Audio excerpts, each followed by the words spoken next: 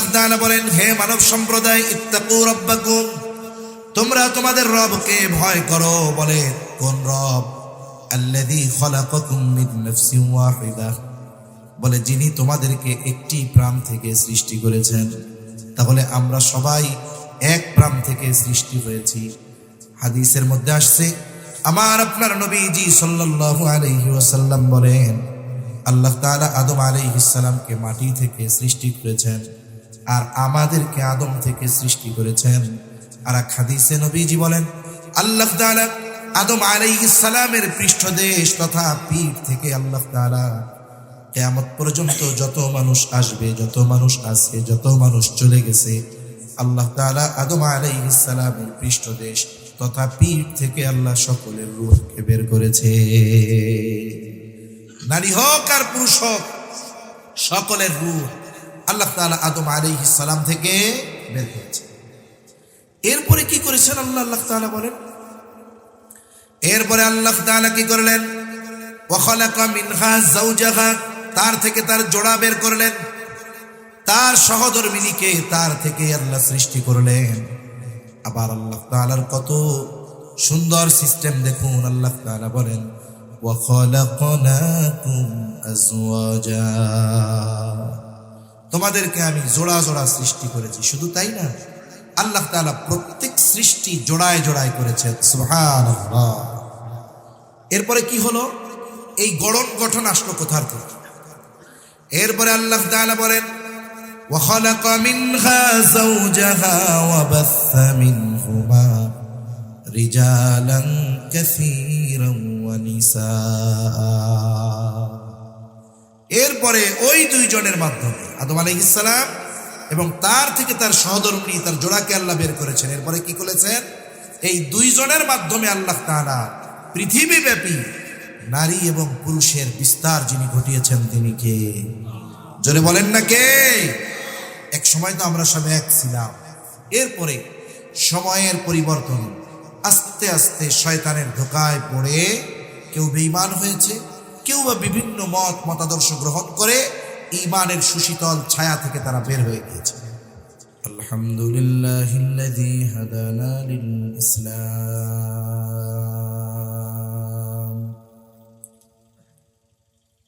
আল্লাযী নাযালাল কুরআন হুদাল লিন-নাসি ওয়া বায়িনাতিন মিনাল হুদা ওয়াল ফুরকান وخلق الإنسان وكرمه وعلمه من البيان ما لم يعلم فسبحان الذي لا يحصى امتنانه باللسان ولا بالقلم ونشهد أن لا إله إلا الله وحده لا شريك له ونشهد أن سيدنا وسندنا وحبيبنا وطبيبنا وأولانا ومولانا محمد صلى الله تعالى عليه وعلى آله وأصحابه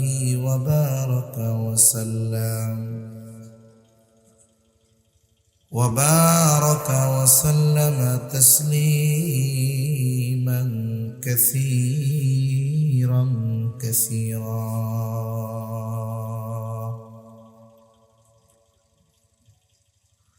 أما بعد فأعوذ بالله من الشيطان الرجيم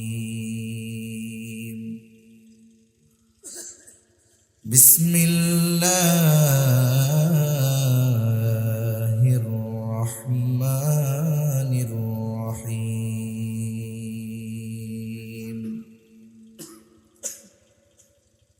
واعتصموا بحبل الله جميعا ولا تفرقوا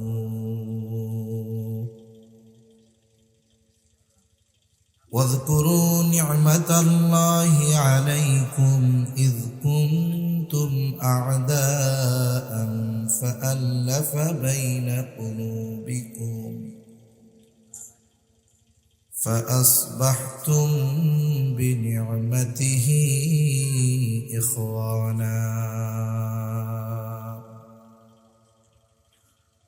وقال تعالى اليوم أكملت لكم دينكم وأتممت عليكم نعمتي ورضيت لكم الإسلام دينا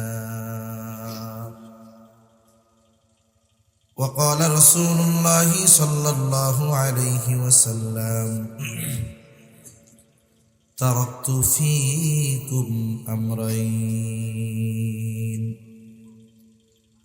لن تضلوا ما تمسكتم بهما كتاب الله وسنة رسوله أو كما قال النبي صلى الله عليه وسلم صدق الله العلي العظيم وصدق رسوله النبي الكريم ونحن على ذلك من الشاهدين والشاكرين والحمد لله رب العالمين سبحانك لا علم لنا إلا ما علمتنا إنك أنت العليم الحكيم اللهم صل على محمد وعلى آل محمد كما صليت على إبراهيم وعلى آل إبراهيم إنك حميد مجيد اللهم بارك على محمد وعلى آل محمد كما باركت على إبراهيم وعلى آل إبراهيم إنك حميد مجيد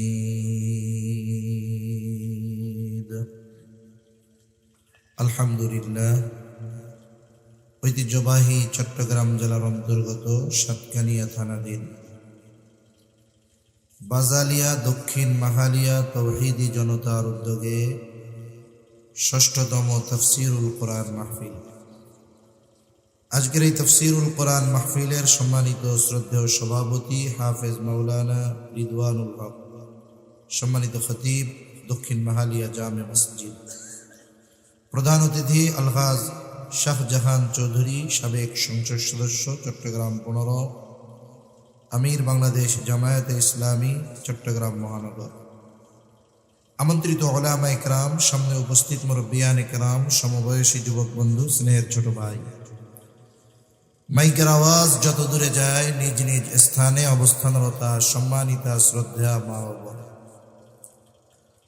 আল্লাহ রাব্বুল আলামিনের দরবারে অগণিত শুকর যে মহান মালিক আমাদের হায়াতে বরকত দিয়ে সুস্থ রেখে হাজারো মানুষের মধ্য থেকে যাচাই বাছাই করে হাদিসের ভাষায় এ জান্নাতের বাগানে আসার বসার, কিছু কথা বলবার এবং শ্রবণ করবার তৌফিক যে মহান মানিব দান করেছেন, সে মহান মানিবকে খুশি করার জন্য মোহাব্বতের সাথে জবান খুলে অন্তর থেকে আমরা উচ্চ আওয়াজে একবার কালিমাতুশ শুকর পাঠ করি, আলহামদুলিল্লাহ। অগণিত দুরূদ ও সালাম সৈয়দুল আম্বিয়া, আশরাফুল আম্বিয়া, খাতামুল আম্বিয়া, ইমামুল মুরসালিন, রহমাতুল লিল আলামিন মুহাম্মাদুর রাসূলুল্লাহ সাল্লাল্লাহু আলাইহি ওয়াসাল্লামের উপর আমার আগে হাফেজ মাওলানা কারি মুজিবুল হক সাহেব, খতিব, জজ কোর্ট, জামে মসজিদ, বান্দরবান, মুহতারাম খুবই গুরুত্বপূর্ণ আলোচনা করেছেন। আল্লাহ সুবহানাহু ওয়া তাআলা হযরতের আলোচনা যে যতটুকু শুনেছে, আলোচনাকে স্মরণ রেখে আমলের কথাগুলো আমলে পরিণত করার তৌফিক আল্লাহ দান করেন বলি আমিন। সাথে সাথে আমার ভাইকে আল্লাহ তাআলা দ্বীনের একনিষ্ঠ খাদেম হিসাবে আল্লাহ কবুল করুন বলি আমিন। সম্মানিত উপস্থিতি, আল্লাহ সুবহানাহু ওয়া তাআলা আমাদেরকে অগণিত নিয়ামত দিয়েছেন। আমরা আল্লাহর গোলাম, প্রতিটা মুহূর্তে মুহূর্তে আল্লাহ সুবহানাহু ওয়া তাআলার নিয়ামত আমরা ভোগ করতেছি।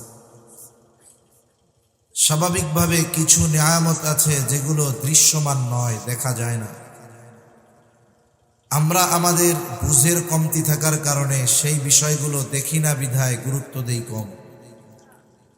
আমরা দৃশ্যমান বস্তুসমূহকে নিয়ামত হিসাবে বেশি মনে করি। যেমন কেউ যদি টাকা পয়সার মালিক হয়, অনেক গাড়ি বাড়ি হয়, আমরা মনে করি উনি অনেক নিয়ামতের মালিক। কিন্তু টাকা পয়সা, ধন দৌলত, সম্পদ এগুলো ফেরাউন, নমরুদ, হামান, কারুনেরও ছিল, ঠিক কিনা বলেন?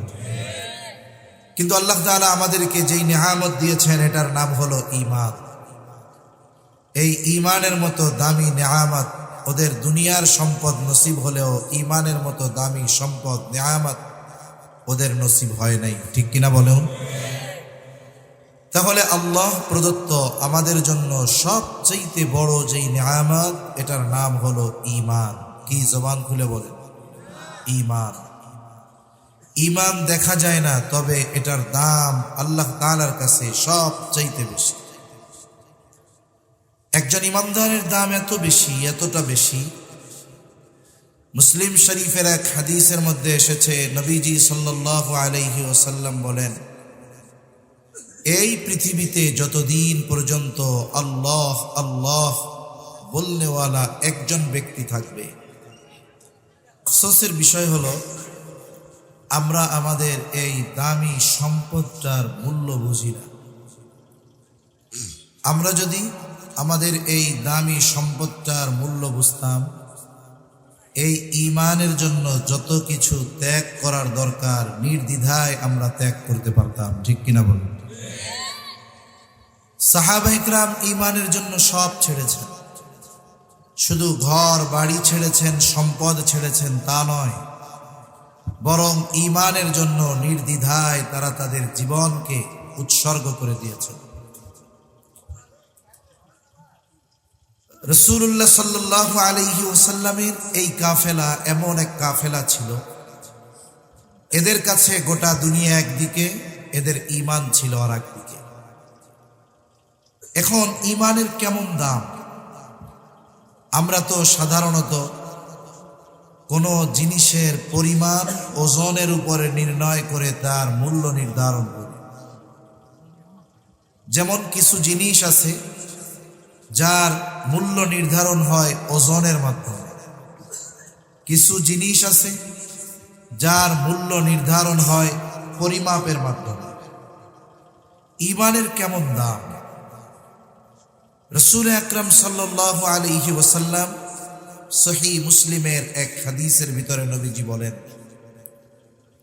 যে কারো অন্তরে যদি জবের দানা পরিমাণ কল্যাণ থাকে, মুফাসসিরিন একরাম বলেন, মুহাদ্দিসিন একরাম বলেন, এখানে কল্যাণ দ্বারা উদ্দেশ্য হলো ঈমান। কারণ একটা মানুষের জন্য ঈমানের চাইতে কল্যাণকর আর কোনো কিছু হতে পারে না।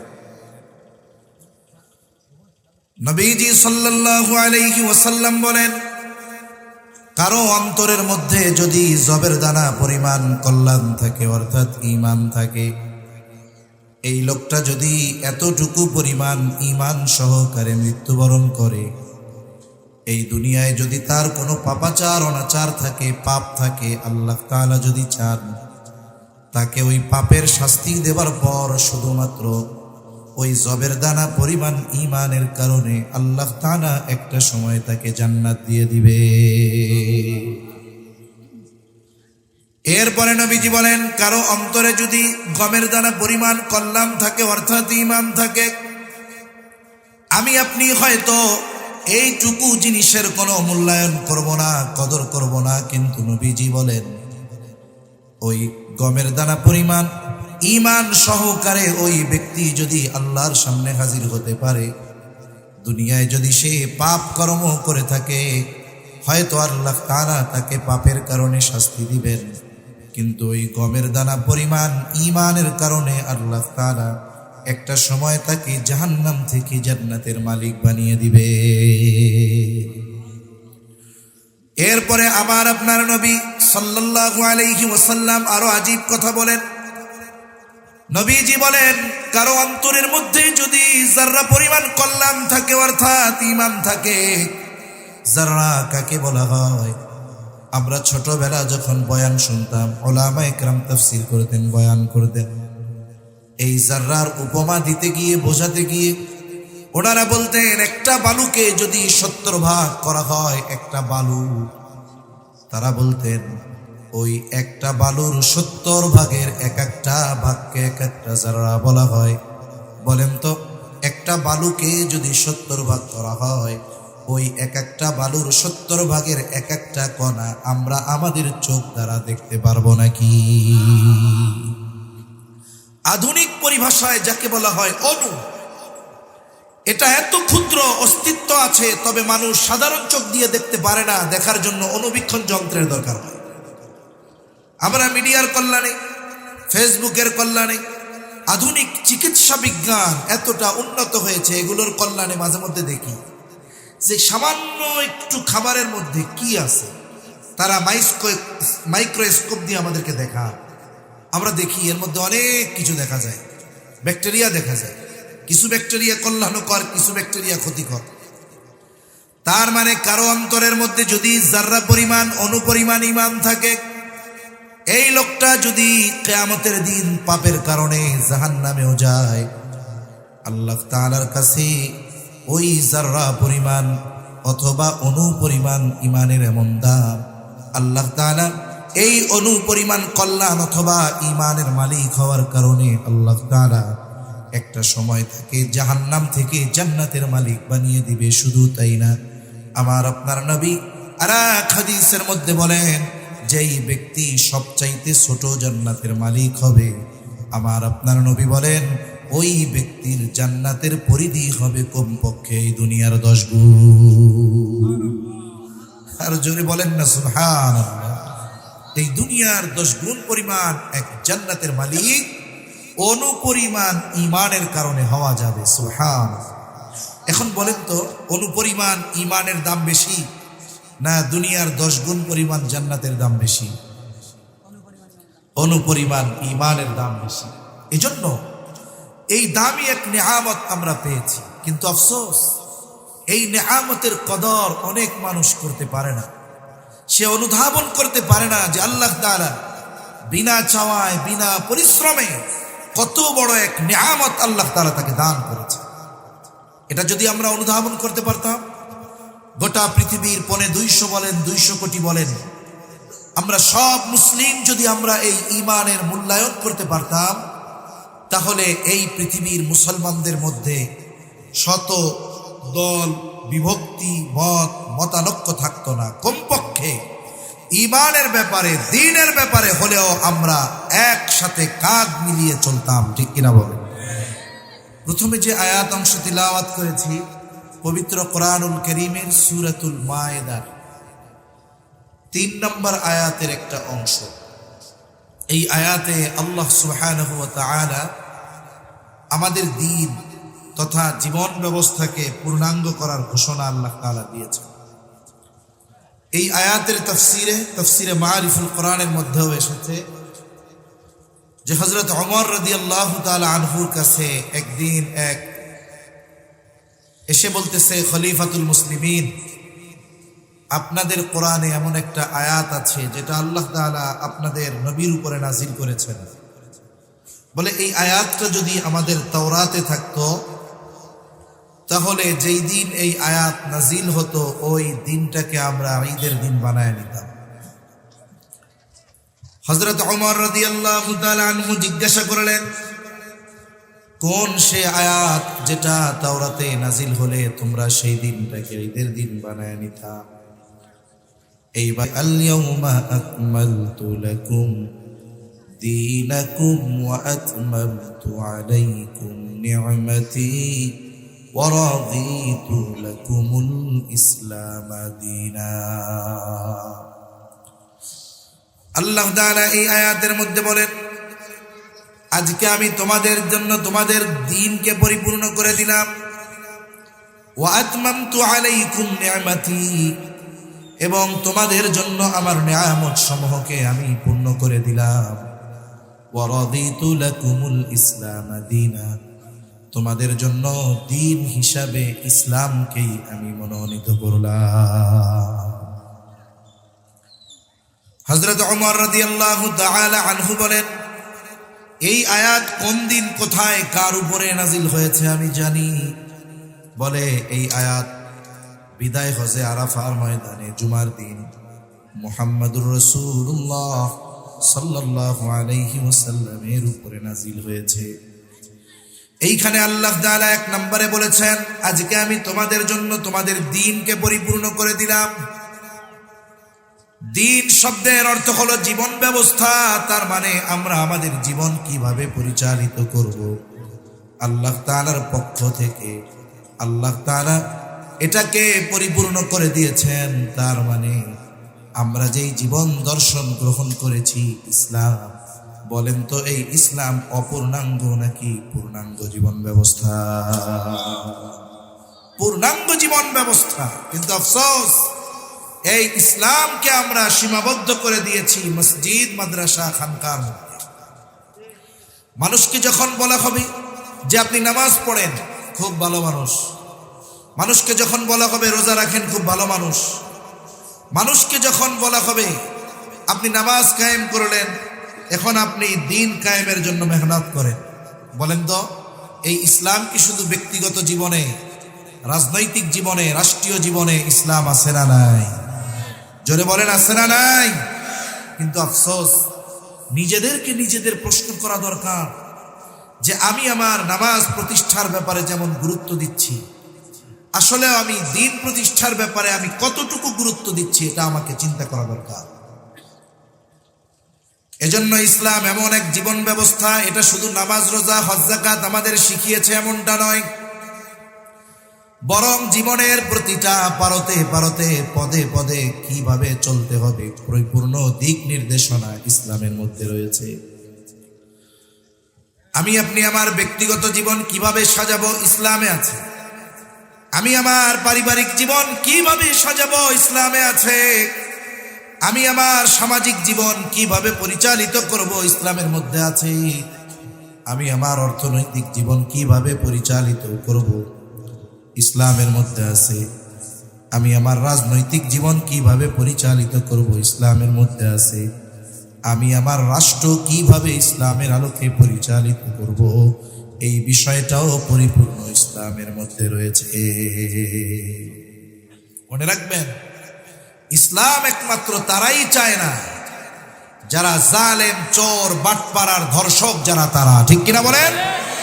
কারণ একমাত্র ইসলাম যদি প্রতিষ্ঠা হয়, গোটা পৃথিবীর মধ্যে শান্তির পরিবেশ তৈরি হবে, এছাড়া সম্ভব নয়। হাজারো মন্ত্র তন্ত্র, সময়ের সাথে সাথে কত কিছুর পরিবর্তন হচ্ছে, সবাই শান্তির জন্য করতেছে। এরা কি করে? শান্তির জন্য মানুষ হত্যা করে, যুদ্ধ করে, কিন্তু শান্তির জন্য, ইসলাম প্রতিষ্ঠার জন্য তারা মেহনত করে না, ঠিক কিনা বলে? বাস্তবিক অর্থে যদি মানুষ শান্তি চাইতো, এরা ইসলামের পদতলে, ইসলামের ছায়া তলে চলে আসতো, ঠিক কিনা বলে? যখন জাহেলিয়াতের সময় ইসলাম ছিল না, ইসলাম পূর্বকালীন সময় মানুষের অবস্থা কেমন ছিল, একটা দুইটা উদাহরণ দেই। মনে করেন রাস্তা দিয়ে একজন গর্ভবতী মেয়ে হেঁটে যাচ্ছে, তার পাশে বসে দুইজন যুবক বলা বলি করতেছে, বলতো এই মহিলার পেটের মধ্যে ছেলে না মেয়ে? দুজনের মধ্যে তর্ক শুরু হয়ে গেল। একজন বলে ছেলে, আর একজন বলে মেয়ে, তবে কারটা সঠিক?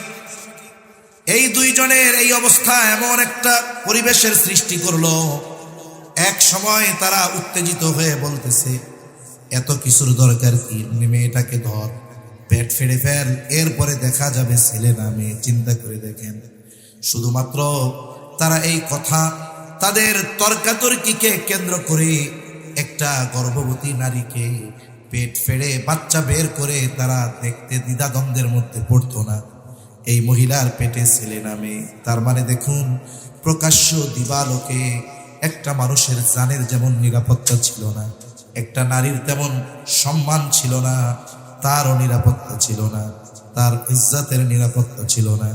কিন্তু ইসলাম আসলো, আমার আপনার নবী ইসলামের শাশ্বত বিধান যখন মানুষের মধ্যে পরিপূর্ণভাবে বাস্তবিক আমলে পরিণত হলো, গভীর রজনী সুদূর পথ যদি কোনো নারী একের বেলা রাতের বেলা একাকী পথ চলতে বাধ্য হতো, বলে একটা যুবক এমন ছিল না ওই নারীর পথরোধ করে সে রাতের বেলা দাঁড়িয়ে যাবে। একজন নারী গভীর রাতে একাকী পথ চলতেছে, অথচ একটা যুবক তার এই চলার পথে বাধা হয়ে দাঁড়াতো না। এই যে নারীর সেফটি, মানুষের জানের নিরাপত্তা, মালের নিরাপত্তা, ইজ্জতের নিরাপত্তা, এটা একমাত্র ইসলাম দিতে পেরেছে, আর কেউ পারে নাই। ঠিক কিনা বলেন? এই জন্য আমরা শান্তি খুঁজি, কিন্তু জায়গা মতো খুঁজি না। একজন লাগাচ্ছে কলা গাছ খুব যত্ন করে, কি গাছ? জোরে বলেন, কি গাছ? এখন আর একজন জিজ্ঞাসা করে, এত যত্ন করে লাগাও কেন, কি করবা? কয়টা দিয়ে ফার্নিচার বানাইতে চাই। বলেন তো, কলা গাছ যত যত্ন করে লাগাক না কেন, সে যদি এটা দিয়ে ফার্নিচার বানানোর আশা করে, এটা কি কিয়ামত পর্যন্ত সম্ভব? বলে আপনি শান্তি খুঁজেন, কিন্তু জায়গা মতো খুঁজেন না কেন? তন্ত্র মন্ত্র অতিবাহিত হয়ে গেছে। মনে রাখতে হবে, ইসলাম যদি আমরা প্রতিষ্ঠা না করি, এই প্রতিষ্ঠার মেহনত যদি আমরা না করি, তাহলে এখনই সময় আমাদের পস্তাতে হবে। ঠিক কিনা বলেন? বাস্তবিক কথা কি জানেন, আমাদের দেশের মানুষ অনেক দলে ভাগ, অনেক মতে ভাগ, কিন্তু যারা মুসলিম এদের অধিকাংশ মানুষ চায় যে ইসলাম প্রতিষ্ঠা হোক। অধিকাংশ মানুষ ইসলাম চায়, যার কারণে আপনি তাকিয়ে দেখেন কোরআনের মাহফিলগুলোর মধ্যে মানুষ স্বতঃস্ফূর্তভাবে আসে, মানুষ কোরআনকে মহব্বত করে, ভালোবাসে। যেই সমস্ত জায়গায় আল্লাহ শব্দটা উচ্চারণ করা যায় নাই, এই সমস্ত ইউনিভার্সিটির মধ্যে আমাদের তরুণ যুবক ভাইয়েরা ব্যাপক পরিসরে সিরাত কনফারেন্স করতেছে, তার মানে এরাও ইসলাম চায়। ঠিক কিনা বলেন? কিন্তু কেন আমরা এই ইসলামী বিধান রাষ্ট্রীয় জীবনে পরিপূর্ণ প্রতিষ্ঠা করার জন্য যেই ধরনের ব্যবস্থাপনা গ্রহণ করার দরকার, কেন আমরা করতেছি? এটা আমাদের ফাইন্ড আউট করা দরকার। এর একটা বিষয় কি, অনেক মানুষ অনেক ধরনের কথা বলে, অনেক জায়গায় মানুষ বলে, সাধারণ মানুষ অনেকে তো বুঝে না। এরা যখন অনেক দল মত দেখে সবাই ইসলাম চায়, তখন বলে আপনারা এত দলে বিভক্ত কেন, আপনারা এক হন, আমরা আপনাদের সাথে আছি। তার মানে দেখুন, সাধারণ মানুষ চায় যে ইসলামপন্থীরা সবাই এক কাতারে চলে আসুক। ঠিক কিনা বলেন? আর এখনই সময় ইসলাম প্রতিষ্ঠা, এখনই সময় আমাদের ছোটখাটো দ্বন্দ্ব দ্বিধা ভুলে এ জাতির কল্যাণের কথা চিন্তা করে, ইসলামের কথা চিন্তা করে আমরা যদি আমাদের ছোটখাটো দ্বিধা দ্বন্দ্ব ভুলে এক কাতারে দাঁড়াতে পারি, ইনশাআল্লাহ আগামীর বাংলাদেশ ইসলামের বাংলাদেশ হবে। ঠিক কিনা বলে? এটা বাস্তব।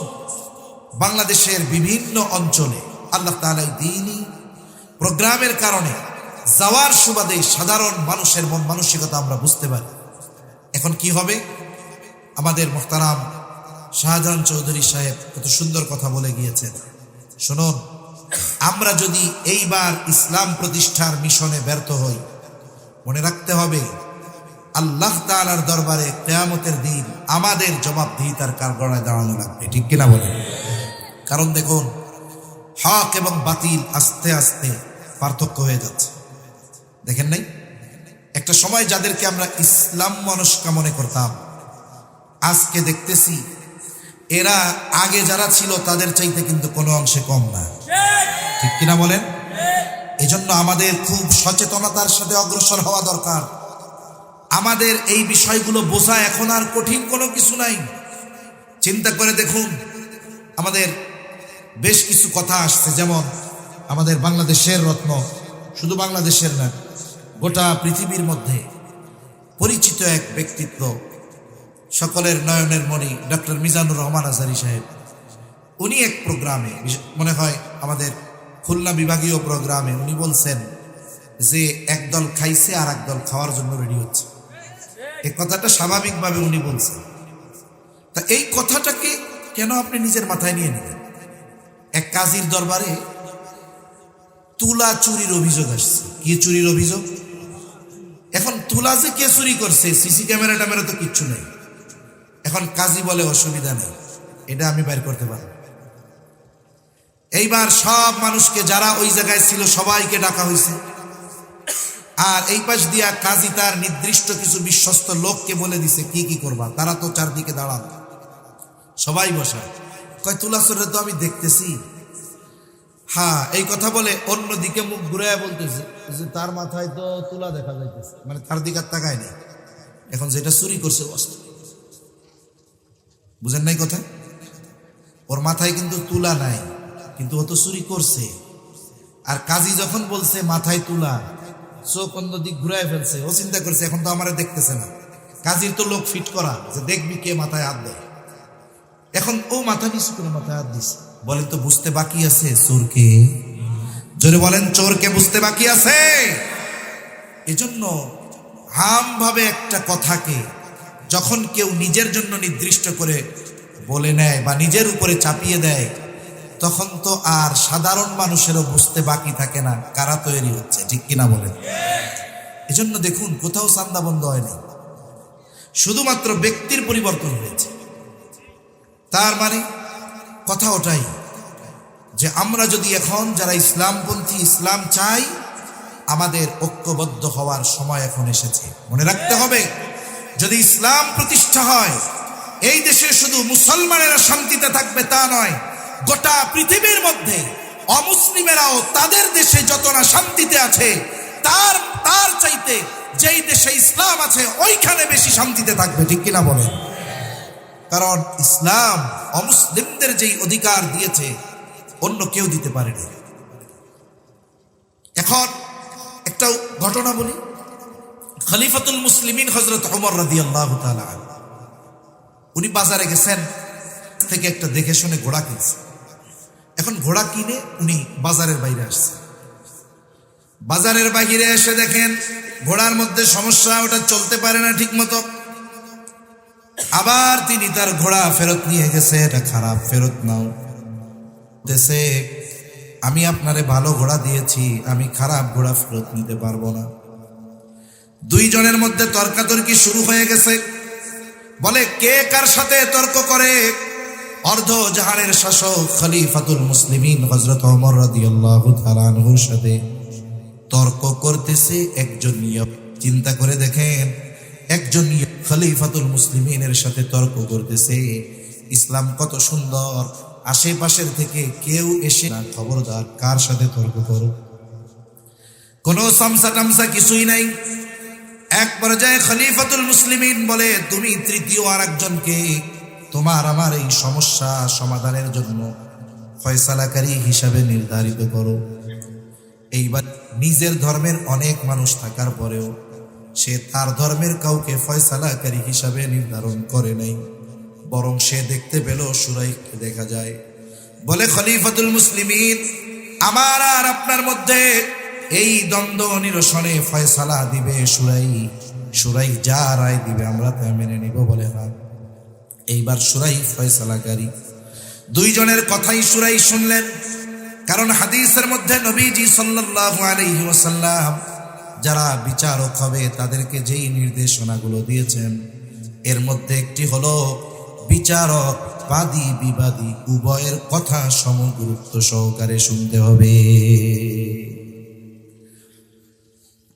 এইবার দুইজনের কথাই গুরুত্ব সহকারে শ্রবণ করবার পর সুরাই বলতেছে, খলিফাতুল মুসলিমিন আপনি কি চান? বলে আমি চাই সে তার এই ঘোড়া ফেরত নিবে, এটা খারাপ। এইবার বলে আপনি যখন তার কাছ থেকে ঘোড়া বুঝে নিয়েছেন তখন আপনি কেমন নিয়েছেন? বলে তখন তো ভালোই ছিল, সমস্যা কোথায় গিয়া দিল? বাজারের বাইরে। বলে খলিফাতুল মুসলিমিন, আপনি যেহেতু তার থেকে ভালো ঘোড়া বুঝে নিয়েছেন, বাজার থেকে বাহির হবার পরে এটার সমস্যা দেখা দিয়েছে। বলে হ্যাঁ। বলে শুনেন, আপনার ঘোড়া ফেরত, তবে আপনি তার থেকে যেমন ঘোড়া বুঝে নিয়েছেন তেমনটাই আপনাকে ফেরত দেওয়া লাগবে। এখন বলেন তো, এইখানে রায় খলিফার পক্ষে গেছে নাকি বিপক্ষে গিয়েছে? খলিফাতুল মুসলিমিন রাগ হয়ে যান নাই, রায় চোখে খলিফার বিপক্ষে। উনি চুপ আছেন, কিছুই বলেন না।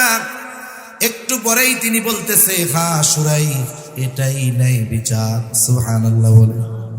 দেখুন, অতীতের মানুষ তো এমন ছিল, যদি রাষ্ট্রের সর্বোচ্চ ক্ষমতার অধিকারীও যদি হইত, কোন রায় যদি তার বিপক্ষে আর অমুসলিমের বিপক্ষে চলে যাইত, এই জায়গায়ও কোনো ধরনের টু শব্দ তারা করত না। আমি বললাম, আপনারা শুনলেন। আমাদের বলা সহজ, শোনা সহজ, কিন্তু বাস্তবে এরকম একটা সমাজ প্রতিষ্ঠা ইসলাম ছাড়া সম্ভব। আমার দেশ পত্রিকার মধ্যে কয়েকদিন আগে দেখলাম, লিখছে যে কয়েকজন বিচারকের কথা, যে তারা অবিচার করে প্রমোশন পাইছে। বাংলাদেশের অবস্থা কি দেখছেন? ওইখানে আপনি অবিচার যত করতে পারবেন, আপনি তত প্রমোশন হবে, আপনার তত উন্নতি হবে। উলামায়ে কেরামকে শাস্তি দিয়ে, উলামায়ে কেরাম, নিরপরাধ উলামায়ে কেরামের ব্যাপারে শাস্তি কার্যকর করে রায় দিয়ে এরা এক একজন সুপ্রিম কোর্টের বড় বড় বিচারকের পদ বাগায় দিচ্ছে। এই হলো অবস্থা। আর ইসলাম যদি থাকে কি হবে? বলে রায় দিচ্ছে সুরাই, খলিফার বিপক্ষে গেছে, খলিফা রাগ হয় নাই, বরং এই ন্যায় বিচারে তার বিপক্ষে যাওয়ার পরেও সে খুশি। কি বলে? বলে সুরাই, আজই চলে যাও কুফায়, কারণ কুফায় প্রধান বিচারকের আসন খালি। আজই চলে যাও, আমি তোমাকে নিয়োগ দিয়ে দিলাম। এইবার কুফার প্রধান বিচারকের পদ পেয়ে গেল সুরাই, কাজী সুরাই। চিন্তা করে দেখেন, ইসলাম যদি আসে, শুধুমাত্র মুসলমান নয়, ওই ইসলামী রাষ্ট্রে বসবাসকারী অমুসলিমেরাও শান্তিতে থাকতে পারবে। ইসলাম ছাড়া এটা সম্ভব নয়। এখন ইসলাম প্রতিষ্ঠার জন্য কি দরকার? বলে আমাদের তো কমপক্ষে ইউনিটি দরকার, ঐক্যবদ্ধতা দরকার। এজন্য কোরআনুল কারীমের মধ্যে আল্লাহ সুবহানাহু ওয়া তাআলা এই পরিপূর্ণ জীবন ব্যবস্থাকে পরিপূর্ণভাবে প্রতিষ্ঠিত করতে হলে ঐক্যের বিকল্প নেই। আল্লাহ তাআলা এজন্য ঐক্যের ব্যাপারেও গুরুত্ব দিয়েছেন। আল্লাহ তাআলা বলেন, ওয়া'তাসিমু বিহাবলিল্লাহি জামিআন ওয়া লা তাফাররাকু ওয়াযকুরু নি'মাতাল্লাহি আলাইকুম إذ كنتم أعداء فألف بين قلوبكم فأصبحتم بنعمته إخوانا। এই আয়াতের মধ্যে আউস আর খাজরাজ গোত্রের অতীত ইতিহাসের কথা এসেছে। বলে মদিনার মধ্যে এই দুইটা গোত্রের মধ্যে দীর্ঘকাল ব্যাপী অবস্থাটা কেমন ছিল? একজন পিতা যখন জীবনের শেষ সময় সন্তানদেরকে ওসিয়ত করত যে শোনো, আমি মরে যাচ্ছি ঠিক, আমার মরার পরেও তোমরা কিন্তু এই রাখবা। চিন্তা করে দেখেন এই দুই গোত্রের মধ্যে কেমন শত্রুতা ছিল। ইসলাম আসলো, আমার আপনার নবী হাতে হাত দিয়ে এরা ইসলাম গ্রহণ করল। দুই গোত্রকে আল্লাহ তাআলা মিলায়া দিলেন। এখন তারা কি হলো? ফাসবাহতুম বিনি'মাতিহি ইখওয়ানা। আল্লাহ তাআলার নিয়ামত প্রাপ্ত হয়ে এরা পরস্পর ভাই হয়ে গেল। আল্লাহ তাআলা এজন্য ঐক্যবদ্ধ থাকার নির্দেশ দিয়ে বলেন, ওয়াতাসিমু বিহাবলিল্লাহি জামিআন ওয়া লা তাফাররাকু। তোমরা পরস্পর আল্লাহর রজ্জুকে শক্ত করে ধরো, খবরদার ওয়ালা তাফাররাকু, তোমরা কখনো পৃথক হয়ে যেও না। এখন আসুন, এই ঐক্যটা কিভাবে হতে পারে? আমরা আমাদের কথা যত দূর পৌঁছাবে তত দূর পৌঁছালো, কিন্তু কথার মূল বিষয় আমি এবং আমরা যারা শ্রবণ করতেছি, এই চিন্তা আমাদের মধ্যে থাকতে হবে। দেখুন, আমরা সৃষ্টিগতভাবে সব মানুষ একজন থেকে এসেছি। কয়জন থেকে? একজন থেকে। মানুষের মৌলিক যে জিনিস এটা একজনের থেকে এসেছে। আসলে মানুষের মূল জিনিস কি? এই দেহ নয়। মানুষের মূল জিনিস হলো রূহ। আমাদের মূল কি জোরে বলেন তো? রূহ যদি বের হয়ে যায়, বলেন তো এই দেহ যত সুন্দর হোক দাম আছে? মনে করেন আল্লাহ না করুক এরকম হতেও পারে।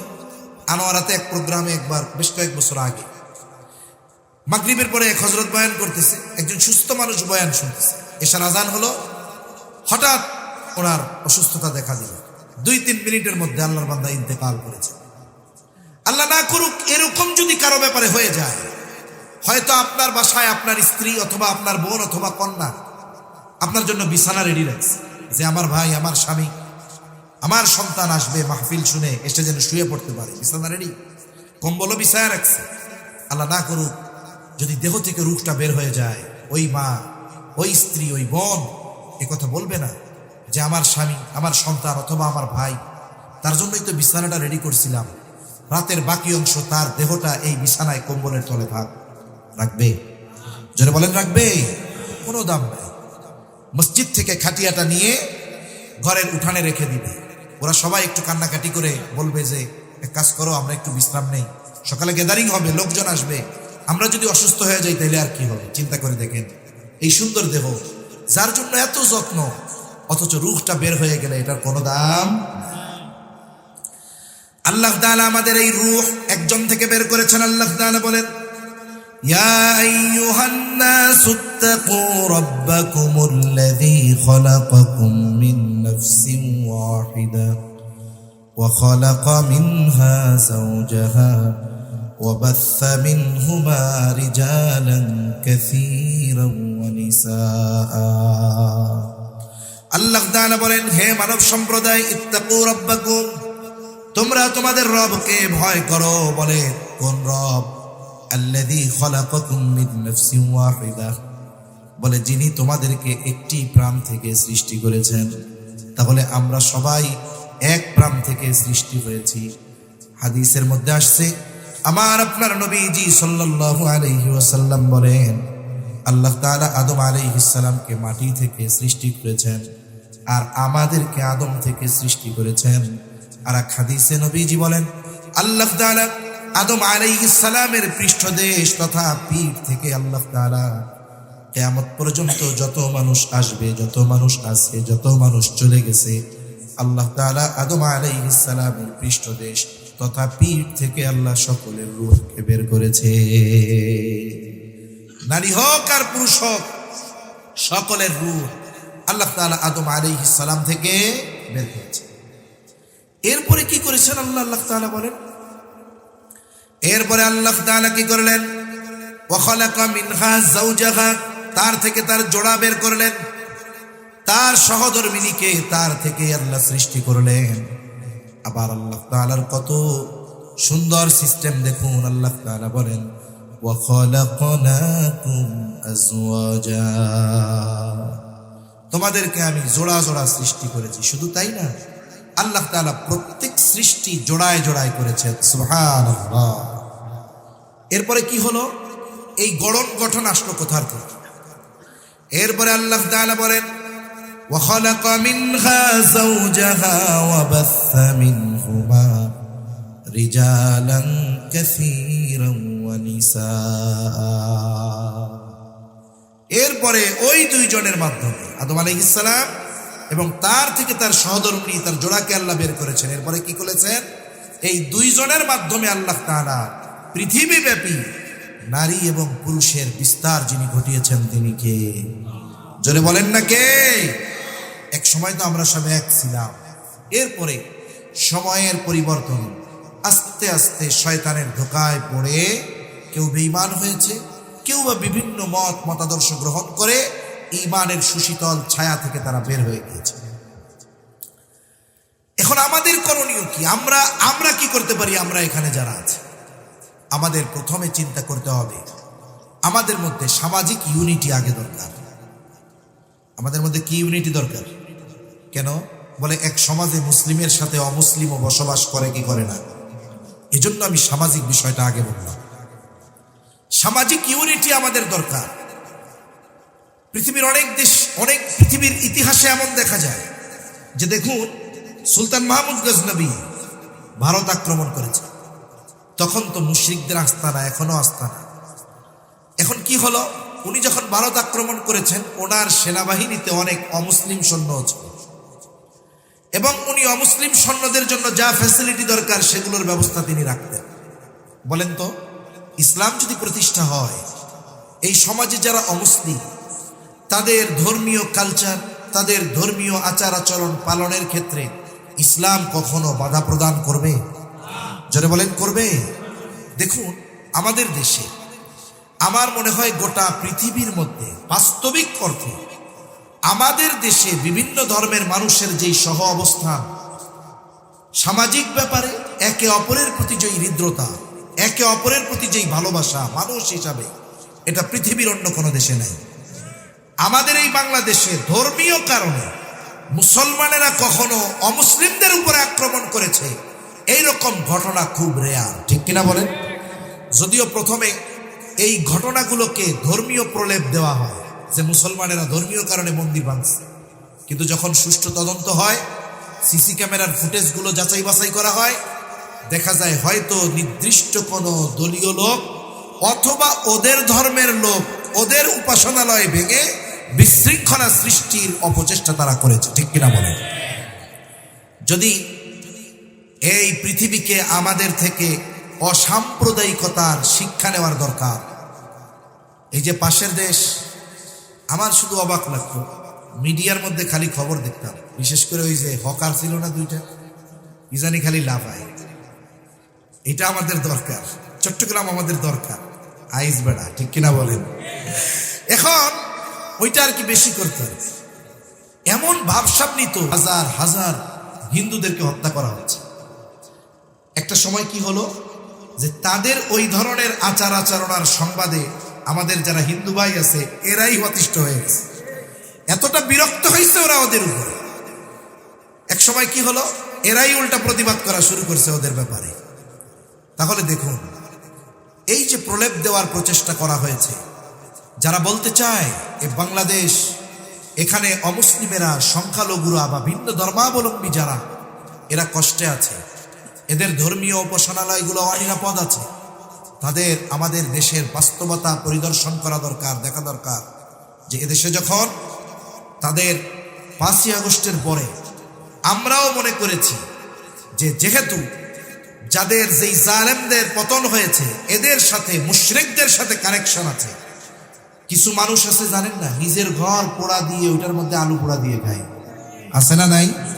এই পৃথিবীর ইতিহাসে এমন ঘটনা আছে, এই দেশে আছে ঘটনা, নিজের সন্তানকে নিজ হাতে হত্যা করে অপরকে ফাঁসানোর চেষ্টা করেছে।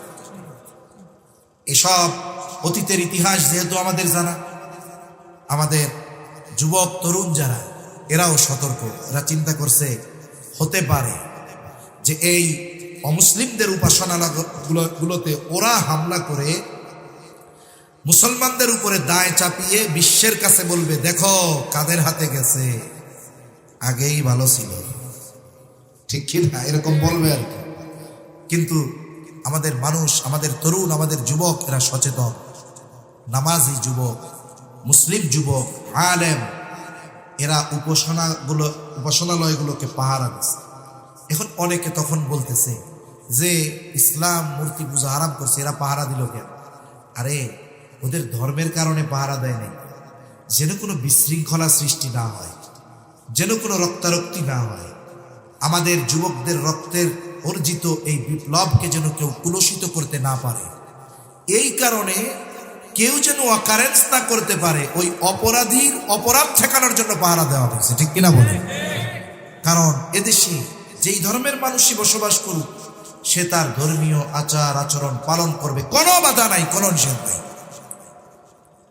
কিন্তু যারা আমাদেরকে অসাম্প্রদায়িকতার সবক দেয়, আমরা জানি পাশের দেশে ছাগলের গোশত রাখার কারণে এইটারে জোর করে গরুর গোশত বানিয়ে নৃশংসভাবে হত্যা করা হয়, ঠিক কিনা বলে?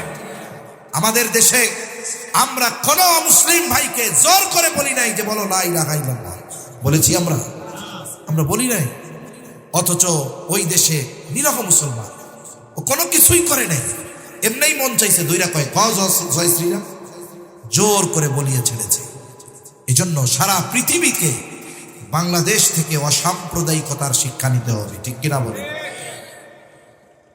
এজন্য এদেশে যদি ইসলাম আসে, অমুসলিমেরা এরাও নিরাপত্তার মধ্যে থাকবে। আর আমরা যখন ওয়াজ মাহফিল বা মসজিদে জুমার দিন যখন অমুসলিম ভাইদের পূজার সময় আসে, আমরা কি কোনোদিন কোনো আলেম আপনাদের অঞ্চলের হোক অথবা এই মিডিয়ার মধ্যে হোক কখনো দেখছেন এই কথা বলে যে পূজা আসতেছে মূর্তিগুলা ভেঙে দাও? এ কথা বলে? বরং আমরা কি বলি? আমরা বলি ওয়ালা তাসুবুল্লাযীনা ইয়াদউনা মিন দুনিল্লাহি ফায়াসুবুল্লাহা আদওয়াম বিগাইরি ইলম। আমরা বলি ওয়ালা তাসুবুল্লাযীনা ইয়াদউনা মিন দুনিল্লাহ, তারা আল্লাহ ব্যতীত যাদেরকে উপাস্য হিসাবে গ্রহণ করেছে, খবরদার তোমরা তাদের উপাস্যদের গালি দিও না। তোমরা যদি তাদের মূর্তিকে গালি দাও, তাদের উপাস্যদের গালি দাও, তাহলে কি হবে? ফায়াসুবুল্লাহা আদওয়াম বিগাইরি ইলম, তারা তাদের অজ্ঞতার কারণে আল্লাহ তাআলাকে গালি দিবে। তবে আমরা মানা করি যে তুমি মুসলিম, তোমার আত্মমর্যাদা থাকবে, তুমি অমুসলিমদের কোনো ধর্মীয় আচার অনুষ্ঠানে যাবা না, কারণ সে তোমার ঈদগাহে এসে ঈদের নামাজ পড়ে না, কোরবানির সময় তোমার সাথে গরু জবাই দেয় না। তোমার তো কমপক্ষে এতটুকু গায়ের আত্মমর্যাদা থাকা দরকার, ঠিক কিনা বলে? তুমি তার ধর্মীয় কালচার পালন করবা না, তুমি তার ধর্মীয় অনুষ্ঠানে গিয়ে খবরদার বলবা না যে ফাটার গোস্ত খাইতেছি, এটাও তো হালাল। কেমনে হয় হালাল? এই দেবদেবীর নামে যেগুলো জবাই করে এটা কি হালাল হতে পারে? বাইতুল্লাহ থেকে যদি কোনো হারামের এরিয়ার মধ্যে থেকে যদি কোনো দুম্বা আনে, যেটা জীবনে কোনোদিন হারাম এরিয়ার বাইরে যায়নি, ওই দুম্বা ইনাও যদি কেউ বাবার নামে জবাই দেয় আল্লাহর নাম বাদ দিয়ে, ওটার গোস্ত হালাল থাকবে? আর যেটা দেবদেবীর নামে জবাই দেওয়া হয় এটার বৈধতা কেমনে থাকে? এটা খাইতে যায় একবারে দাঁত চিরাইয়া চিরাইয়া খায়, কি মজা। এরপরে কি খায়? বলে লাড্ডু খাইতে যায়, নাড়ু খাইতে যায়, চিড়া খাইতে যায়। আরে ভাই, খাবারগুলো আপনি অন্য জায়গা থেকে কিনে খান, ওই খাবার স্বাভাবিক খাবার বাজার থেকে কিনে, আপনি যদি এক অমুসলিমের দোকান থেকেও কিনেন অসুবিধা নেই, কিন্তু ওই মুহূর্তে ওই খাবারগুলোকে তারা তাদের দেবদেবীদের নামে উৎসর্গ করেছে। আপনি মুসলিম, আবার খাইয়া ইয়া কয় লাড্ডুটা খুব মজা হয়েছে। তোমার কি আত্মমর্যাদা নাই? শুধু তাই না, হযরত ওমর ফারুক রাদিয়াল্লাহু তাআলা আনহু বলেন, যেখানে মূর্তি পূজা হয় ওই জায়গায় আল্লাহর লানত বর্ষিত হয়। এই বিষয়গুলোকে সামনে রেখে আমরা বলি যে তোমরা ওদের ধর্মীয় আচার অনুষ্ঠান পালন করতে ওখানে যাবা না। কেন? যেখানে লানত সেখানে কেন যাবা? এটা মানা করো। তোমার দিন ঠিক রাখার জন্য, ইসলাম ঠিক থাকার জন্য, ঈমান ঠিক রাখার জন্য, ঠিক কিনা বলো? জীবনে কোনোদিন তাদের দেবদেবীকে আমরা গালি দিতে বলি না, কোনো মন্দির ভাঙতে বলি না, তাদের কোনো দেবদেবীকে আমরা গালি দিতে বলি না, মূর্তি ভাঙতে বলি না। বরং আমরা ওই সময়গুলোতে রাষ্ট্রের কাছে আবেদন জানাই তারা যেন তাদের ধর্মীয় আচার অনুষ্ঠান নির্বিঘ্নে পালন করতে পারে সেই ব্যবস্থা করেন। সাথে সাথে এটাও দরকার ছিল, মুসলমানের কোনো কুলা গেলে একবারে লাঠি দিয়ে পিটায় বাড়াই দিবে, তোরই যে দরকার তো এটা ছিল, ঠিক কিনা? সেজন্য ইসলাম যদি আসে, সামগ্রিকভাবে মানুষের মধ্যে যে ইউনিটি, মানুষের মধ্যে যে হৃদ্রতা, ভালোবাসা, মহব্বত, এটা বাস্তবিক অর্থে প্রতিষ্ঠা হবে। কারণ দেখুন, ইসলাম সামাজিকভাবে ঐক্যের জন্য অমুসলিমদের সাথে কেমন আচরণের নির্দেশ দিয়েছে। রাসূল আকরাম সাল্লাল্লাহু আলাইহি ওয়াসাল্লামের কাছে আয়েশা সিদ্দিকা রাদিয়াল্লাহু তাআলা আনহা বলতেছেন, ইয়া রাসূলুল্লাহ সাল্লাল্লাহু আলাইহি ওয়াসাল্লাম, আমার দুইজন প্রতিবেশী, একজন হলো মুসলিম আর এক প্রতিবেশী হিসাবে আমার কাছে কে বেশি হক প্রাপ্য? রাসূল আকরাম সাল্লাল্লাহু আলাইহি ওয়াসাল্লাম এই কথা বলেন নাই, আয়েশা, যে মুসলিম প্রতিবেশী হিসাবে সে তোমার কাছে বেশি হক পাবে।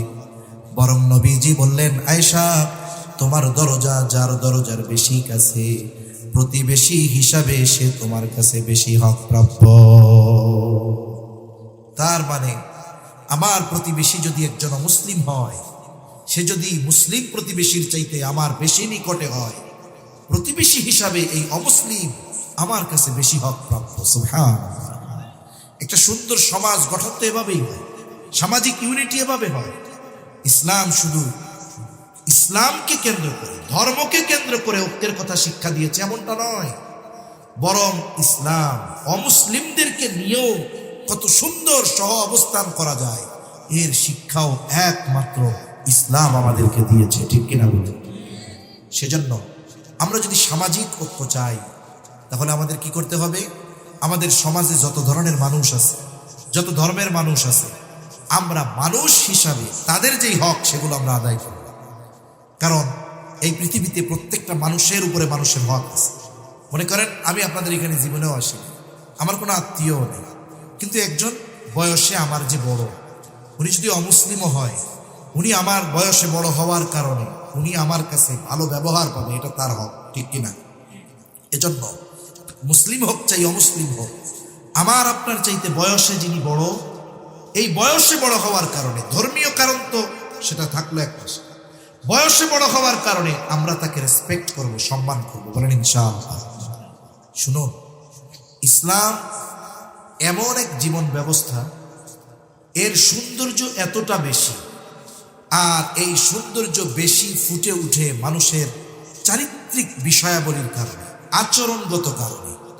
এজন্য অমুসলিম যারা আছে আমরা তাদের প্রতি ভালো আচরণ করব, ইসলামের সৌন্দর্য তাদের সামনে প্রেজেন্ট করব। যেমন দেখুন, এই বাংলাদেশে দৈনিক হাজার হাজার মাহফিল হয়, যদি 1000 মাহফিল হয়, কথার কথা, আমার মনে হয় 1000-এর মধ্যে 5টা মাহফিলে ওয়াইজ যারা আছে এরা উল্টাপাল্টা ওয়াজ করে, কিন্তু 1990টা মাহফিল দেখা যাবে একেবারে ইসলামের সুন্দর কথাগুলো বলা হয়, কিন্তু লাস্টে গিয়ে ভাইরাল হয় কোনগুলো?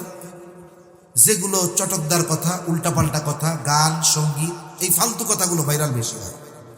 ইসলাম বিদ্বেষীরা তখন কি করে দেখুন, ভালো জিনিসটা থাকার পরেও ওই খারাপ জিনিসটাকে সামনে এনে বলে, হ্যাঁ এটা হলো তোমাকে ইসলামে ওয়াজ, অথচ হাজারো ভালো কথা এটাকে তারা ধরে না।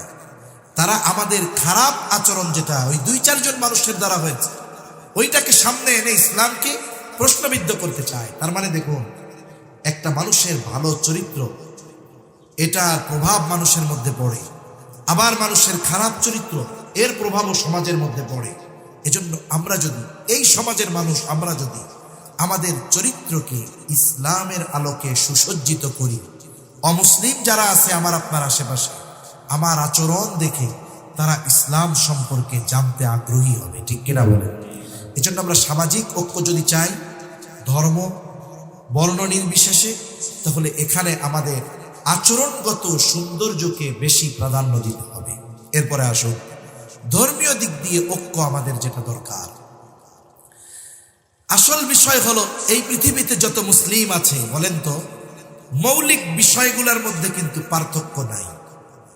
লা ইলাহা ইল্লাল্লাহ মুহাম্মাদুর রাসূলুল্লাহ সাল্লাল্লাহু আলাইহি ওয়াসাল্লাম, সারা পৃথিবীর মুসলিমদের কালিমা 2টা না 1টা? জোরে বলেন কয়টা? কোরআন কয়টা? নবী কয়জন? সব কিছু মৌলিক বিষয়গুলোর মধ্যে আমাদের ইউনিটি আছে, ঐক্য আছে। তবে এই ঐক্যকে আরো মজবুত করার দরকার। একজন কালিমাওয়ালা ভাই যে কঠিন শিরিকের সাথে জড়ায়া যায় নাই, মানে এমন শিরিক যেটা তার ঈমানকে বিনষ্ট করে দেয়, এই ধরনের শিরিকের সাথে যারা জড়ায়া যায় নাই, বলে এই ধরনের কালিমাওয়ালা সকল ভাইয়ের মধ্যে বন্ধনকে অটুট করতে হবে। দল দেখা যাবে না, কে কোন দল, কে কোন মত, টুপি আছে না দাড়ি আছে না টুপি মাথায় দেয় না পাঞ্জাবি পরে প্যান্ট পরে, এটার হিসাব আগে করে যারা আল্লাহর একত্ববাদে বিশ্বাসী, আল্লাহর সাথে শিরিক করে না, এই মানুষগুলোর মধ্যে হৃদ্রতার বন্ধনকে দৃঢ় করতে হবে। এই ঢিলে ঢালা বন্ধন থাকলে চলবে না, তাহলে ছুটে যাবে বন্ধন। আর যদি আমরা সীসা ঢালা প্রাচীরের ন্যায় একে অপরকে জড়িয়ে ধরে দাঁড়িয়ে থাকতে পারি, তাহলে হাজারো বাধা বিপত্তি যদি আসে আমাদেরকে বিভক্ত করতে পারবে। এজন্য তাফসীরে ইবনে আব্বাস বলতেছে, তোমরা আল্লাহর রুজুকে শক্ত করে ধরো, ওয়াতাসিমু বিহাবলিল্লাহি জামিআন ওয়া লা তাফাররাকু, খবরদার তোমরা পৃথক হও না। তাফসীরের মধ্যে আসছে, এখন রুজ্জুটা কি, আল্লাহর রশিটা কি? কোরআন আর সুন্নাহ। কোরআন আর হাদিস, এই দুইটাকে সামনে রেখে আমরা যদি মুসলিমরা যদি ঐক্যবদ্ধ হয়ে যায় কোরআন সুন্নাহকে সামনে রেখে, এর বাইরে যে ছোটখাটো ইখতিলাফগুলো আছে, ছোটখাটো বিষয়গুলো আছে, এগুলোকে এক পাশে রেখে দ্বীনের স্বার্থে, দ্বীন কায়েমের স্বার্থে কোরআন সুন্নাহর মৌলিক বিষয়গুলোকে সামনে রেখে আমাদের মধ্যে যদি ধর্মীয় ঐক্য সৃষ্টি হয়ে যায়, আমি আশা করি আগামীর বাংলাদেশে ইসলাম প্রতিষ্ঠা হবে, এটা ঠেকানোর মতো কেউ নাই, ঠিক কিনা বলে? কিন্তু আমরা ছোটখাটো বিষয় নিয়ে অনেক দূরত্বে চলে যাই। একেবারে দেখা যাবে একটা মুস্তাহাসান বিষয় বা নফল একটা বিষয়, এটাকে কেন্দ্র করে আমাদের মধ্যে খুনোখুনির মতো অবস্থা হয়ে যায়। শয়তান তো এটাই চায়, ওরাও এটাই চায় যে এই বিষয়গুলো নিয়ে ওরা মারামারি করে। অথচ দেখুন সমাজে বেনামাজি বলা, সুদখোর বলা, এর সাথে কোনো গ্যাঞ্জাম নেই, ঠিক কিনা বলেন? হাত কোথায় ভাঙতেছে এটা নিয়ে খুনোখুনি হয়ে যাচ্ছে। একজন মানুষের সব ঠিক আছে, কেউ দাঁড়ায় সালাম দিবে, কেউ বৈশা সালাম দিবে, এটা নিয়ে খুনোখুনি হয়ে যাচ্ছে। এই ছোটখাটো বিষয় নিয়ে মারামারি, দ্বন্দ্ব, হানাহানি। কিন্তু সমাজে সুদখোর, ঘুষখোর, দুর্নীতিবাজ এগুলো ভরা, এগুলো নিয়ে কোনো দ্বন্দ্ব নেই, দ্বন্দ্ব এগুলো নেই। এজন্য আমাদের এই ছোটখাটো বিষয় যদি কনসিডার না করতে পারি, আমরা যদি এই ছোটখাটো বিষয়ের ক্ষেত্রে সহনশীল না হতে পারি, তাহলে দেখুন ধর্মীয় ঐক্য, রাষ্ট্রীয় ঐক্য এটা বহুদূর, এটা স্বপ্নের মতো একটা বিষয় হয়ে যাবে। এজন্য আমরা আমাদের মধ্যে ছোটখাটো বিষয়ের যেই মতানৈক্য ওটা থাকবেই। সাহাবায়ে কেরামের মধ্যে মতানৈক্য ছিল, তাবেঈনদের মধ্যে মতানৈক্য ছিল। এই পৃথিবীর সুপ্রসিদ্ধ 4টি মাযহাব আমরা অনুসরণ করি, ইমাম আবু হানিফা রাহমাতুল্লাহি আলাইহির মাযহাব, এগুলো কোরআন সুন্নাহর আলোকে প্রতিষ্ঠিত। যেই বিষয়গুলো একেবারে সুস্পষ্টভাবে কোরআন সুন্নাহর মধ্যে সমাধান নাই, এই সাধারণ বিষয়গুলো নিয়ে ওনাদের মধ্যে ইখতিলাফ। দেখুন বাইতুল্লাহ যখন আমরা যাই, ওইখানে গিয়ে কি দেখি? বলে হাত এই জায়গা বাজছে, এই জায়গাও বাজছে, আমাদের মতোও বাজছে, কেউ সাইডা দাঁড়ায় রয়েছে, ঠিক কিনা বলে? কেউ আমিন জোরে কয়, কেউ আসতে না। এখন দেখুন ওই জায়গার সৌন্দর্যটা একটু খেয়াল করে, কেউ কাউকে আমরা কিছু বলি না। কারণ কি? কারণ ওই জায়গায় একটা পরিবেশ তৈরি হয়ে গেছে, জোরে আমিন আসতে আমিন। আসলে এর ইখতিলাফ কি? বলে যারা ফুকাহায়ে কেরাম, এখানে ইখতিলাফটা মূলত জোরে আমিন বলা উত্তম না আস্তে বলা উত্তম, এটা হলো মূল বিষয়। আমিন বলা সুন্নাত, এখন জোরে বলা উত্তম না আস্তে বলা উত্তম, এটা নিয়ে ইখতিলাফ হচ্ছে। এখন দেখা যাবে এই বিষয়টা কেউ বলতেছে জোরে না বললে নামাজই হবে না। একদল আছে না এরকম, জোরে বলাই লাগবে, না বললে হবে না। এখন যারা জোরে বলে আমাদের আপত্তি নেই। আপত্তি কোথায়? যে আমি আস্তে বলতেছি, এটা আমার কাছে উত্তম মনে হয়, তুমি জোরে বলতেছো, ঠিক আছে তুমি বলো যে তোমারটাও ঠিক, তবে আমাদের মনে হয় জোরে আমিন বলা উত্তম, তাইলে তো হয়ে গেল। কিন্তু আমাদের সমস্যা হলো আমি আমারটা প্রতিষ্ঠা করার জন্য আমার বিপরীত মতের যেটা, সেটার সাথেও সুস্পষ্ট দলিল থাকার পরেও ওইটাকে আমরা একবারে ইগনোর করে দিতে চাই। এটা কিন্তু কখনো সমীচীন নয়। তাহলে আমাদের যে ইউনিটি, এটা নষ্ট হবে। মনে রাখবেন, আপনারা দেখে থাকবেন হয়তো যে যখন সিংহ কোনো গরুর পালে, ছাগলের পালে বা যে কোনো পালে হামলা করে, ও একবারে দলবদ্ধ সবার মধ্যে গিয়ে হামলা করে না, প্রথম একটাকে দল ছুট করে, আলাদা করে, যে কোনো সিস্টেমে, এরপরে ওই একটাকে টার্গেট করে ওরা অগ্রসর হয়। এজন্য ওরা আমাদের মধ্যে ঐক্য বিনষ্ট করতে চায়, আমাদের পারস্পরিক হৃদ্রতা, মোহাব্বত, ভালোবাসা, এটা তারা দূর করে দিতে চায়। কিন্তু আমাদের উচিত এই সমস্ত বিষয়কে সামনে রেখে ধর্মীয় দিক দিয়ে আমাদের যেমন ইউনিটি দরকার, সামাজিক দিক দিয়েও ইউনিটি দরকার। কেন? ইসলাম প্রতিষ্ঠার জন্য ধর্মীয় ঐক্য দরকার, আর শান্তিময় এক দেশ বিনির্মাণে আমাদের সামাজিক ঐক্য দরকার, ঠিক কিনা বলেন? এদেশ আমরা যখন বিনির্মাণ করব, ইসলামের আলোকে যখন গড়ে তুলতে চাইব, এদেশে আমাদের অমুসলিম ভাইরাও আমাদের সহযোগিতা করবে ইসলামের সৌন্দর্য প্রদর্শন করে। এজন্য আমাদের এই বিষয়টা মনে রাখতে হবে, দল মত নির্বিশেষে সব কিছু বাদ দিয়ে আমাকে আমার দেশ এবং ইসলামকে একদিকে রাখতে হবে। মনে রাখতে হবে দেশের ব্যাপারে, ইসলামের ব্যাপারে এখানে কোনো দলকে যদি আমরা প্রাধান্য না দেই, আমার ইসলামের উপরে আঘাত এসেছে, কে কোন দলের এটা বুঝি না, আমরা সম্মিলিতভাবে এই বিষয়ের প্রতিবাদে যদি নামি, দেখবেন এরা লেজ গুটিয়ে পালাতে বাধ্য হবে, ঠিক কিনা? এরপরে দেশের ব্যাপারে মনে রাখতে হবে আমাদের উপরে শকুনের থাবা। মোটামুটি বলতে গেলে পত্রপত্রিকায় যা পড়ি, অঘোষিতভাবে একটা অঙ্গরাজ্য প্রায় বানাইয়াই ফেলতেছিল, ঠিক কিনা বলেন? আমাদের সার্বভৌমত্বের উপরে এই আঘাত, লাখো লাখো মানুষের রক্তের বিনিময়ে অর্জিত এ স্বাধীনতা। এরপরে এই দেশের জন্য সর্বশেষ যারা সবচেয়ে বড় ত্যাগ স্বীকার করেছে, আমাদের তরুণ যুবক ছাত্র জনতা। একটা কথা ঠিক মনে রাখবেন, এখন বিড়ালের অত্যাচারে ইঁদুরদের অবস্থা খারাপ। ইঁদুররা মিটিংয়ে বসছে যে বিড়াল যে আসে টের তো পাইতে। একজন বুদ্ধি দিছে, এক কাম করো, বিড়ালের গলায় একটা ঘন্টা পরায় দাও, আইলেই তাইলে আগের থেকে টের পাইবা। এখন সর্বশেষ বলে যে ঘন্টা পরাইলে তো সমাধান হইল, কিন্তু ঘন্টাটা পরাবে কে? ঠিক কিনা বলেন? বুদ্ধি সবাই দিতে পেরেছে, বাংলাদেশের বড় বড় দল পদক্ষেপ নিতে পেরেছে, সফলতা অর্জন করতে পারে নাই। এই বিড়ালের গলায় ঘন্টা পরানোর দায়িত্ব আমাদের যুবক কিশোর ছাত্ররা পালন করেছে, ঠিক কিনা বলেন? এজন্য তাদের এই ত্যাগ অস্বীকার করার কোনো উপায় নাই। যেই বয়সে পাবজি খেলার মধ্যে থাকার কথা ছিল, মায়ের কোল থেকে বের হয়ে জালেমের বুলেটের সামনে এরা বুক পেতে দিয়েছে। আবার যদি এই দেশ আর এক জায়গায় টেন্ডার দিয়ে ক্ষমতার মসনদে বসার আশা যদি কেউ করে, মনে রাখতে হবে হাজারো প্রোটোকল দিয়ে চতুর্দিক দিয়ে জালেম ঘিরেছিল তাকে সাহায্য করার জন্য। সে যেহেতু ক্ষমতার মসনদে টিকে থাকতে পারে নাই, নতুন করে যদি আবার জালিমের বেশে কেউ এদেশে বসতে চায়, এদেশের ছাত্র জনতা তাদেরকে আগের চাইতে আরো করুণ পরিণতিতে এই দেশ তাদের ত্যাগ করতে বাধ্য করাবে, ঠিক কিনা বলে? সেজন্য সতর্ক থাকতে হবে। এটা মনে করার কোনো সুযোগ নাই যে আমরা মনে হয় শেয়ার পেয়ে গেছি, এটা মনে করার কারো সুযোগ নেই। কারণ এখন মানুষ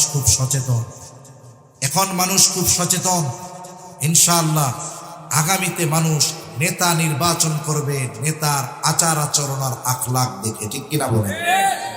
এজন্য আপনারাও পরিশুদ্ধ হয়ে যান। আমরা তো চাই যে বাংলাদেশে যারা আছে সবাই নিজেদের পরিশুদ্ধ করে তারা মসজিদেও ইমামতি করুক, পার্লামেন্টেও সংসদ সদস্য হোক। আমরা চাই কি চাই না? ভাই আমরা চাই না? এই যে মনে করেন আপনাদের প্রাণের মানুষ আলহাজ শাহজাহান চৌধুরী সাহেব কত সুন্দর কথা বলে গেলেন।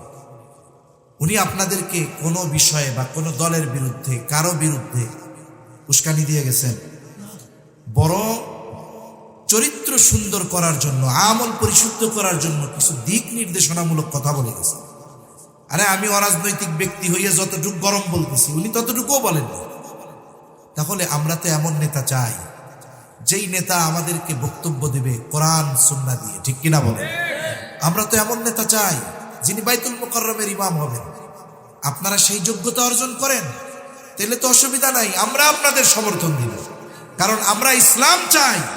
আপনারা যদি নিজেদের পরিবর্তন করে আপনারাও ইসলাম চান, আপনাদের নেতা মানতে আমাদের কোনো আপত্তি নাই, ঠিক কিনা বলেন? কিন্তু আমাদের এক কালিমার ভাই যারা আছে, আমাদেরকে সকল মতানৈক্য ভুলে আমাদেরকে একতাবদ্ধ হতে হবে। এখন বলতে পারেন যে আপনি এই জায়গার এই মজলিসে এই কথা বইলা গেলেন, গোটা দেশ কেমনে হবে? শুনুন, আমি একা হলাম আমি, 10 জন মিলে হলাম আমরা, ঠিক কিনা বলেন? আপনি নিজে পরিবর্তন হন, তাহলে পরিবার পরিবর্তন হবে, এরপরে সমাজ পরিবর্তন হবে। কত কিছুই তো পৃথিবীর ইতিহাস আগামী দিন ঘটবে আজকেও কল্পনা করে নাই, ঠিক কিনা বলেন? কিন্তু আগামী দিন আল্লাহ সেটা ঘটায় ছাড়ছে। কিন্তু কি দরকার হয়েছে? কিছু মানুষের ত্যাগ, তিতিক্ষা আর প্রচেষ্টার দরকার হয়েছে, ঠিক কিনা বলেন? আমরাও যদি সেই ত্যাগ স্বীকার করে সেই প্রচেষ্টা অব্যাহত রাখি ইসলাম প্রতিষ্ঠার, আমরা যদি একতাবদ্ধ হয়ে ইসলাম প্রতিষ্ঠার প্রচেষ্টা করি, ইনশাআল্লাহ ওই দিন আসবে যেই দিন পূর্ব দিগন্তে আবার সূর্য উঠবে। ওই দিনটা হবে ইসলামের, ঠিক কিনা বলেন? এজন্য সম্মানিত উপস্থিতি, আমরা আমাদের সামাজিক যেই একতাবদ্ধ ঐক্য, এটা বিনষ্ট করব না। আমরা আমাদের ধর্মীয় ঐক্য, এটাকে আরো সুসংহত করার চেষ্টা করব। এটা যখন সুসংহত হবে, আমাদের রাষ্ট্রীয় ঐক্য সুসংহত হবে ইনশাআল্লাহ। আল্লাহ সুবহানাহু ওয়া তাআলা আমাদের সকলের একে অপরের প্রতি মোহাব্বত, হৃদ্রতা, ভালোবাসা আল্লাহ বাড়ায় দেন। সকলে বলি আমিন। দেশ ও ইসলামের ব্যাপারে দল মত নির্বিশেষে আমাদের ঐক্যবদ্ধ থাকার তৌফিক আল্লাহ দান করেন। সকলে বলি আমিন।